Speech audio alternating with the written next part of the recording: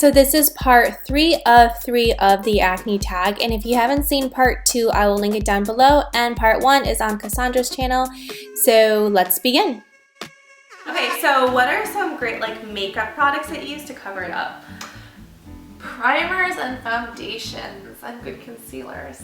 I love Makeup Forever. It's bad, well, it depends on your skin type. It could be bad for your skin depending on how your skin reacts. Like the foundation, the concealer that comes in a tube. I like Makeup Forever HD foundation. I like the Smashbox foundation, but I also, or concealer, but I also love Dermablend Cover Cream. My step-grandma uses it on her varicose veins, and she's the one who introduced it to me years ago, and she's like, if it covers this, it'll cover your acne. So I love that. I've still been using it forever. MAC powder, it's bad for your skin, but man, does that stuff go on. The Studio Tech, or which one? The Fix Plus powder. Oh. Or is it the Studio Tech? I don't know. The powder in the black case? It's in the black case, okay. Yeah, it's like just full coverage foundation powder, and you just put it over foundation. And then primers, Benefits, Professional. Oh, it makes you so smooth. Do you use that before or Hourglass? Before. Because it smooths everything out underneath, so you don't have pitting, you don't have bumps. And same with Hourglass's cosmetic that has the SPF in it, the Veil, and it makes your foundation stick and soaks in so well because it covers everything. So how about you? I like matte concealers, like the matte concealer palette. I know it's not very good for you, but do what you gotta do. Amazing Cosmetics concealer, Cover FX.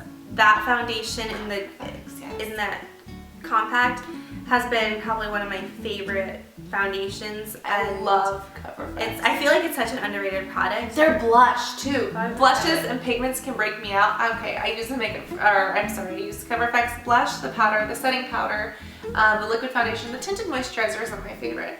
But let me tell you, girl, their blush does not break me out because others do.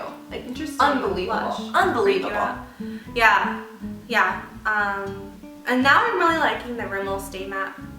Stay Matte powder and Neutrogena Healthy Skin. Neutrogena Healthy Skin. Really my lord. I like that foundation because amazing. It's so cheap and like it goes on and it doesn't look like you're wearing makeup. It's amazing. I really like it. And then the Neutrogena oil controlling powder is amazing with the rice protein. L'Oreal also has some good powders, like amazing. Very cool. So what would be your advice to someone who is struggling with acne, either emotionally or just physically or anything? Whatever. Take it a step at a time. And honestly, learn to love yourself, because even if you have acne,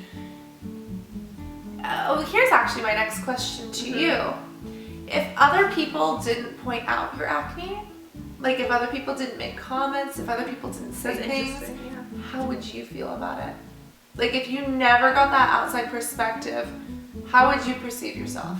I think I would perceive myself more positively. I think a lot of it was reinforced by people around me who were feeding into your own negative mindset. Right. Like I would create scenarios in your mind, and when you hear that from other people, you add it to your little book of negativity. Isn't that weird how it can, like, especially at an insecure age when you're a teenager, like people say that, and that's why they say people like attractive people, not necessarily because they are attractive, but because attractive people are more confident, because throughout their whole life, throughout their whole life, everyone's telling them they're gorgeous. It's not that they're pretty, they like a confident person. Exactly, and so then, they give out confidence, blah, blah, blah, so that is probably, I think, going back to this, it's like, well, if I'm ever a parent, then I know never to say anything that would maybe make them feel bad, because, I know kind of what can happen in the future. So, what's the question? It was, how would you perceive yourself without it? Like, do you think it would be such an issue? I don't think. Would you try so hard? I don't think it would have been as big of an issue. I definitely don't think so. And now today with like social media and stuff, like, like people can take pictures and you're always comparing yourself. Oh, and women, I don't know if men do that, but women compare themselves left to right. And then it's hard. There's like so many beautiful people out there, and I think that everyone has a problem, but if you look at that beautiful person, you say, oh my god, they're perfect. If they were just to put out their flaws, it wouldn't be so bad that we all have flaws, and we wouldn't have to cover them, And it's so funny because we were just taking a photo with a friend, and she was like, oh my god, ugly, Photoshop it. Yeah! People It's like, you're beautiful. Like, I loved that photo. But people like see Photoshop themselves. and people filter, and it's not like real life. Exactly. Like, couldn't we all just walk around being photoshopped and auto-tuned? Like, I'd like a freaking theme song when I walk through a door.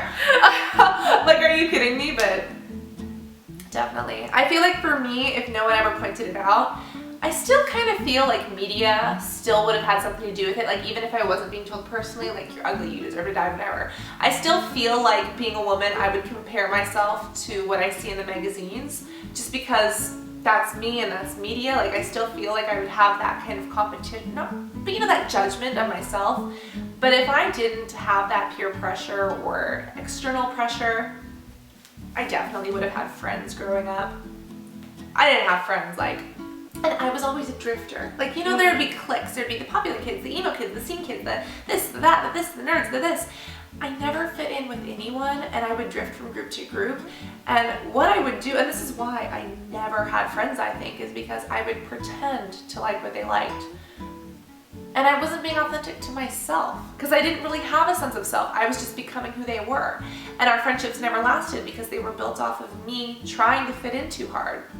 But if I didn't have acne, I would have had friends. I wouldn't have had, you know, depression or self-harm issues, which, you know, things like that. I think that I still would have wanted to get rid of it, but I feel like I would have just been so much more confident, and acne really did set me back. I didn't start modeling until I knew how to cover it up. Acne really set me back in social situations, and to this day, I have only had 2 boyfriends in my entire life.